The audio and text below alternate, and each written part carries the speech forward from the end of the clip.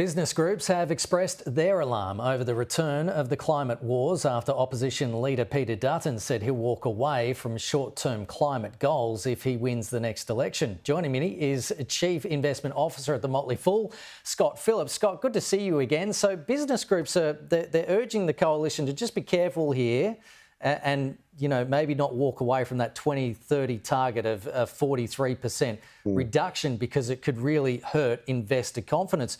What's the damage, do you think, that could be done if Australia does walk away from those short-term goals? Kenny, good morning. Look, yeah, that's a really big question, mate, with a big range of answers. I think the first thing in terms of the damage that could be caused, business wants certainty for investment. At the end of the day, we've extended the life of a New South Wales coal-fired plant recently, for example, because there wasn't sufficient alternative energy generation available. Why not? Largely because governments of state and federal and both sides of the aisle over the last 20, 30 years, 40 years maybe, have refused to have a bipartisan approach to energy policy, and therefore no one's prepared to put billions of dollars on the line hoping to get an economic return, whether it is renewables, nuclear, coal. Pick your thermal gas, choose your source. Until you know the policy, certainly until you know the framework, and you have confidence, this is the key one. They have confidence that future governments won't just simply change the playing field. That's the challenge. And that's where the business groups, the Business Council of Australia, industry group have come out and said basically, hey, guys, we'd really like you to agree on something so we can continue to invest. My sense is these groups may not necessarily love either of the two policies, but at the moment, they're kind of trying to live in the land of the real, the land of the possible, and say, guys, I get there's some argument here. I get this political heat, but we really, really need investment security, investment certainty, so we can go and put that money down. We'll put it wherever we can get a return for it. You guys tell us what the playing field looks like, and we'll go and play the game. Just don't keep changing the rules. That's the big one here. The Business Council of Australia is saying, look, we believe in net zero. We want to get to net zero. This doesn't get us there. Australian Industry Group, a little more circumspect, saying, look, the short-term goals might be unreachable. They might be too hard, but we still need to know where we're going and by when so we can make that investment.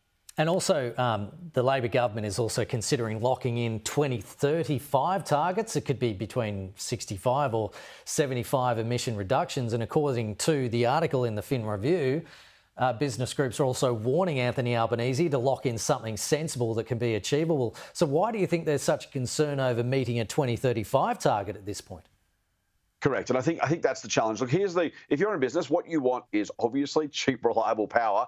Individually, you probably want to make sure the climate's looked after as well. But that combination, that tension is really what they're talking about here.